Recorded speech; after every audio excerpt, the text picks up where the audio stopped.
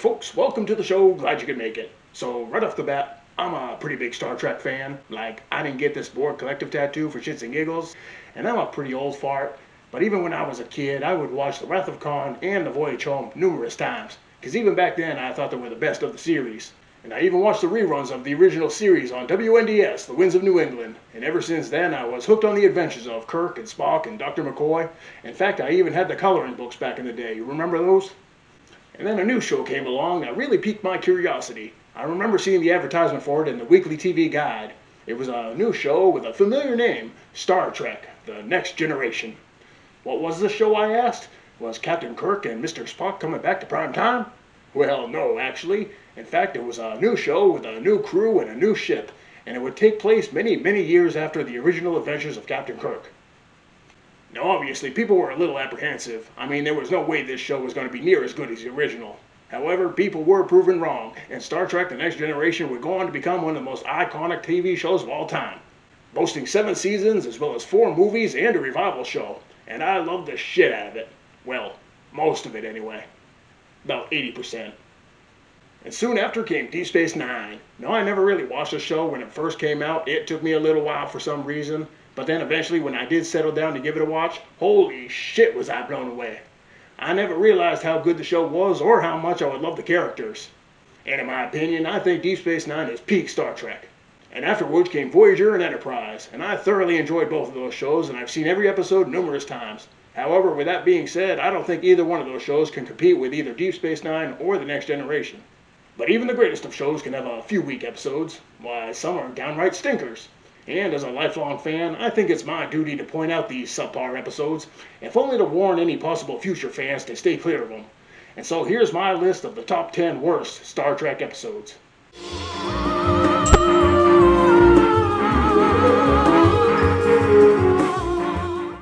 Now keep in mind, this list only includes the older shows, the original series, Next Generation, Deep Space Nine, Voyager, and Enterprise, mostly because I haven't seen enough of the newer Star Trek to really account for them, and I really don't care to. So for this video, we're just going to be sticking with the Golden and Silver Age Trek. Now before we begin, make sure you hit the old like and subscribe button, and let's get cracking. Number 10, Sanctuary, Star Trek Deep Space Nine, Season 2, Episode 10.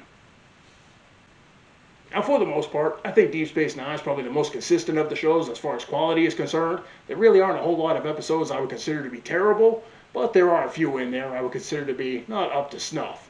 And one of those episodes is Sanctuary. It centers around a group of wayward aliens who lost their homeworld and arrived in the Alpha Quadrant in search of Sanctuary. Hey, that's where they got the name. So basically, a race called the Skreans arrived through the wormhole and reached Deep Space Nine. And it takes a minute for the universal translator to work on these folks.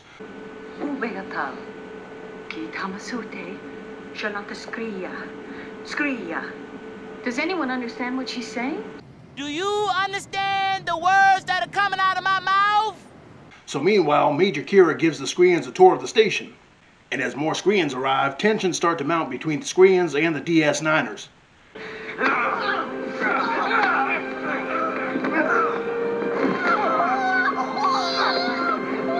And while Sisko and company are trying to find a new homeworld for the Skreans to settle in, the Skrean leaders decide they want to move to Bajor. Kantana is your planet. Kantana is Bajor. But Bajor kind of has their own shit to deal with, and they really can't help out with any of that. Bajor simply cannot absorb 3 million refugees at this time. But the Skreans are like, nope, we've made up our minds, we're moving to Bajor. But the Bajoran government is also pretty adamant. I am afraid the decision of the provisional government is final. The Skria will have to find somewhere else to live. And then soon some dumbass Skrean tries to hightail it to Bajor, and that doesn't really work out too well for him. They've opened fire on us, taking evasive action. Commander, they're returning fire. No!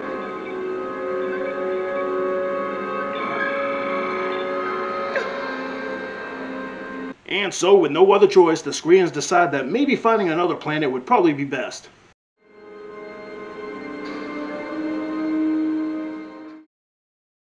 All in all, not a dog shit episode, but not one I'd be quick to recommend either. Number 9, Threshold, Star Trek Voyager, Season 2, Episode 15. Now, from what I gather, this episode is pretty much unanimously hated by every Trekkie, and rightly so. I mean, who can forget that infamous episode where Tom Paris and Captain Janeway turn into lizards and then bang and have some kids? So it starts off with the crew of the Voyager discovering a new form of dilithium, which would enable their ship to reach Warp 10, thus returning Voyager to Earth in a matter of seconds. Unfortunately, all the simulations end in disaster.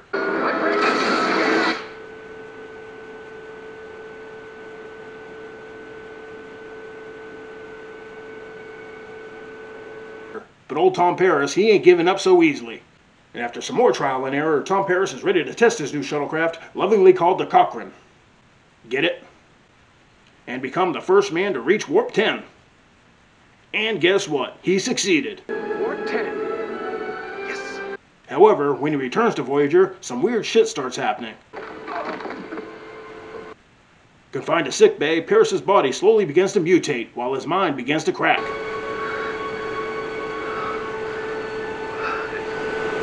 Part of you will be glad to see me gone. I'm the Maquis traitor who sits on your bridge and insults your uniform, remember?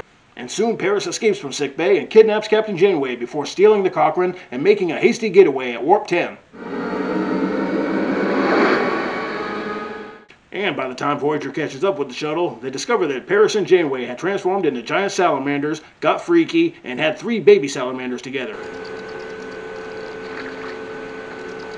So the crew brings Salamander Janeway and Paris back to the ship, where the Doctor brings them back to normal, and then they continue on their journey, leaving their lizard offspring behind on some random planet, which technically makes Paris and Janeway 2 of the biggest deadbeat parents in all of Starfleet.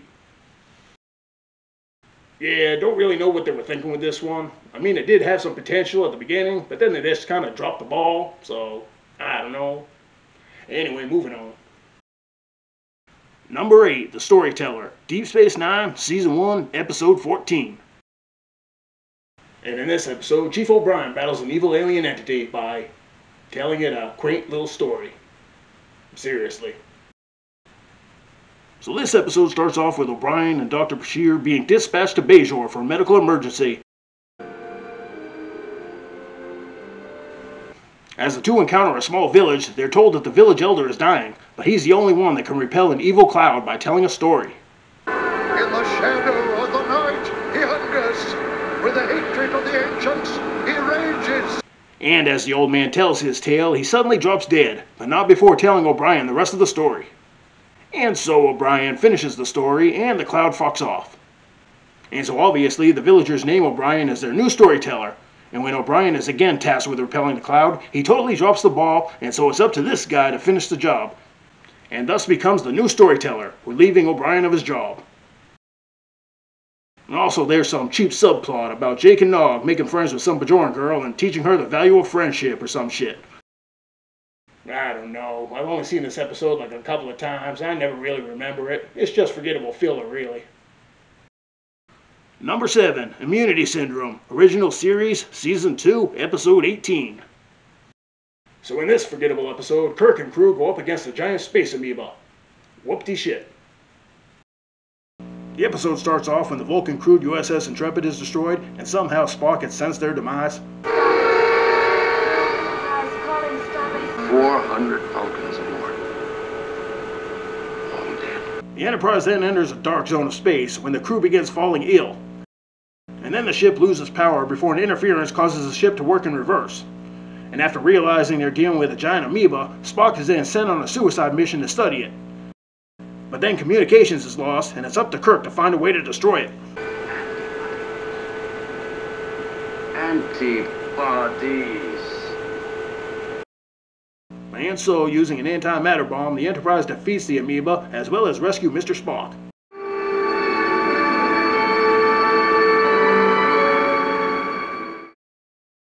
Now, I tried to watch this one a few times. I just really couldn't get into it. I mean, I'm sure it's had its moments, but most of the time, it was just shit. Number 6, The Fight, Star Trek Voyager, Season 5, Episode 19.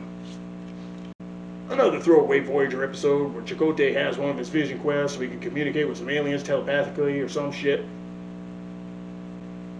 It starts off with the Voyager trapped in chaotic space. Meanwhile, Chakotay's in sickbay losing his shit. And then we go back a couple days to when Chakotay got his ass kicked in a boxing match on the holodeck.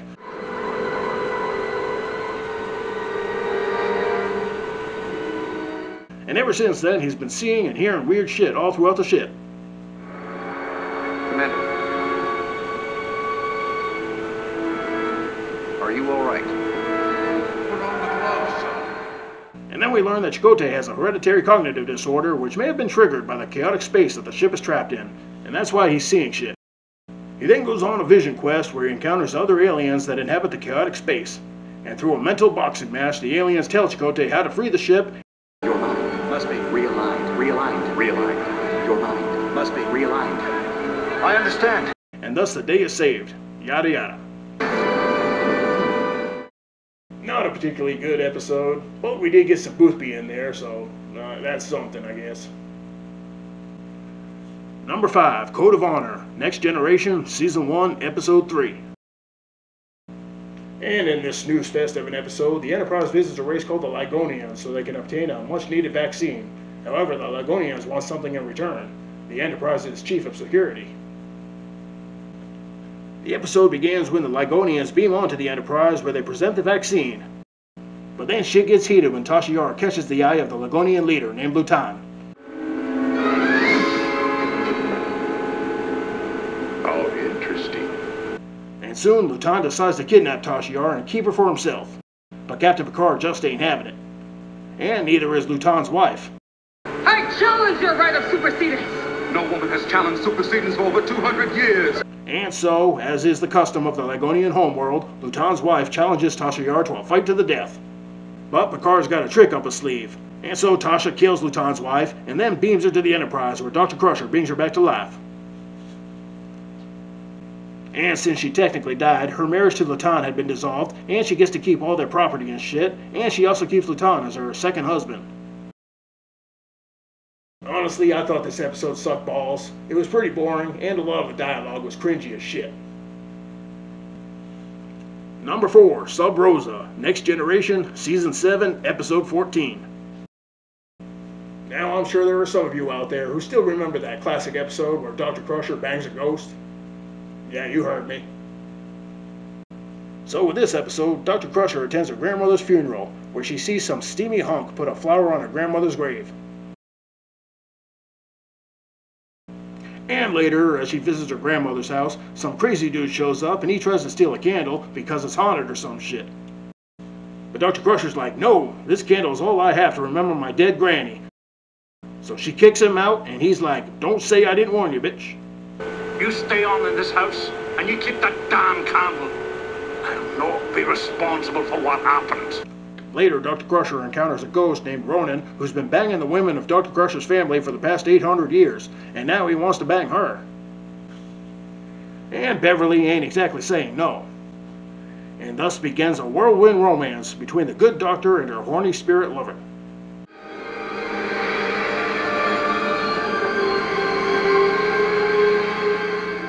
But alas, all good things must come to an end, and when Crusher tries to end things with Ronan, he doesn't really take it too well. And he decides to take over the corpse of Beverly's recently deceased grandmother. Beverly, it's all right. Have trust in me.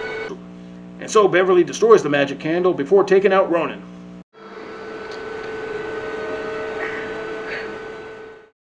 Now, I don't know what they were smoking when they wrote this one. I mean, the episode was shit, and ever since it aired, it has been constantly dumped on by the fans, and rightly so. Number 3, The Alternative Factor, Original Series, Season 1, Episode 27. I hate this episode. I hate this episode so much. So in this original Trek episode, the Enterprise encounters a dude named Lazarus. I need the help. And he seems pretty insistent that he's being chased by some creature that's trying to destroy him, as well as the rest of the galaxy. Then you'll join me in my holy cause. Help me in visiting justice and vengeance upon him. And the only problem is that Lazarus has absolutely no proof that this creature even exists. But that doesn't stop Lazarus from trying to sabotage the ship in order to stop this supposed creature. And eventually we'll learn that the creature is none other than Lazarus himself. Welcome, Captain.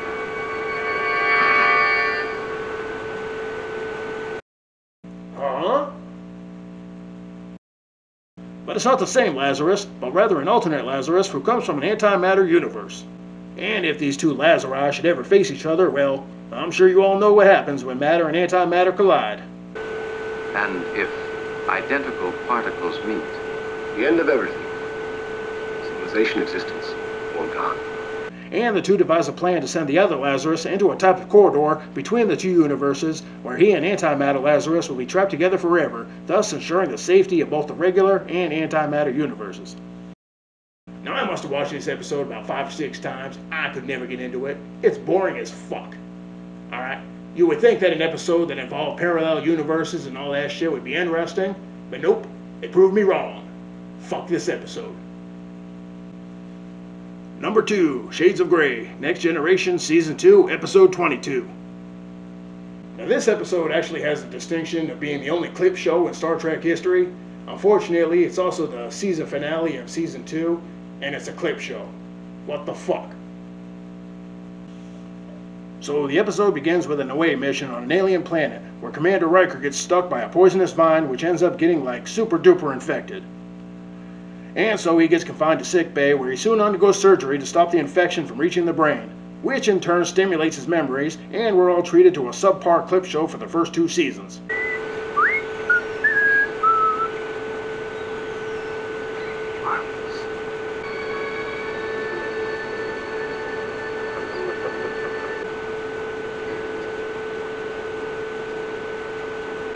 Doesn't matter whether we're entitled to it or not.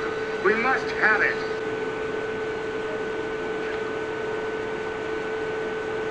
There's something coming!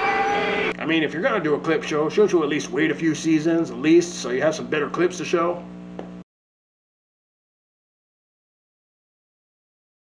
I know it's bad enough that they did a clip show to begin with, but the fact that this is a season finale, well, that's just plain bullshit. The story itself was weak and boring, and the only positive thing I had to say is it's the last time we'll ever have to see Dr. Pulaski. Because God, I hate Dr. Pulaski. And that brings us to the number 1 worst Star Trek episode, in my opinion. And that would be... These Are the Voyages, Star Trek Enterprise, Season 4, Episode 22. Now this wasn't just a really bad episode, but it was a fucking insult as well. It was an insult to the fans and an insult to the cast. So this is the series finale of Star Trek Enterprise, and in this episode we see a familiar face on the bridge. Save from this time index. Program saved. End program. Isn't that... But isn't he... Isn't it from... Huh? We then go to the Enterprise D, where Commander Riker is awaiting the arrival of his old CEO, and to take his mind off things, he decides to go to the holodeck where he plays the last mission of Captain Archer's Enterprise. And so this mission entails Archer and his crew aiding their longtime frenemy, Shran, in rescuing his kidnapped daughter. All the while, Riker is seen here and there watching along, and occasionally dropping some words of wisdom. And back at the Enterprise D, Riker and Deanna have a chat before returning to the holodeck. And there, Trip and T'Pol talk about their respective futures after they leave Enterprise. They then arrive at Rigel 10, and Shran trades some diamond to some zipper face in exchange for his daughter. But the diamond is rigged, and it's all a trap. And the Enterprise crew engage in a firefight, and with a little help from Riker, they win the fight. Back on the Enterprise D, we're treated to a voice cameo by Brent Spiner. Data to Counselor Troy. Yes, Data. I was wondering if this might be an appropriate time to continue our discussion on the long-term effects of space travel on my positronic net. Before Riker and Troy have another pointless bullshit discussion. On the NX-01, Riker plays ship cook, and he learns more about Trip from the rest of the crew. And then we get a couple of subtle references from Archer. Zephram Cochrane gave it to my father the day they broke ground at the Warp 5 complex. Here's to the Next Generation.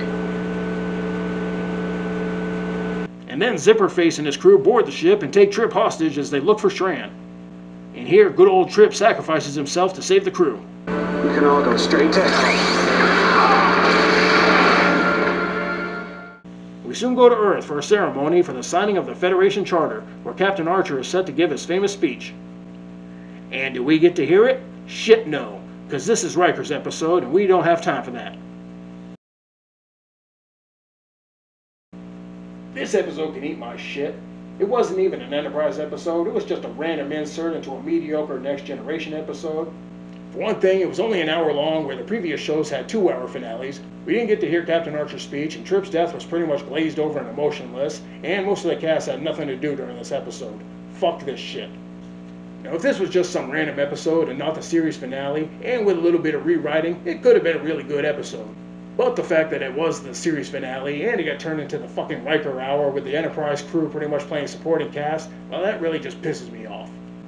And so anyway, that was my list of the top 10 worst Star Trek episodes. Now I'm sure many of you out there may or may not agree with my choice, so let me know what your worst episodes are.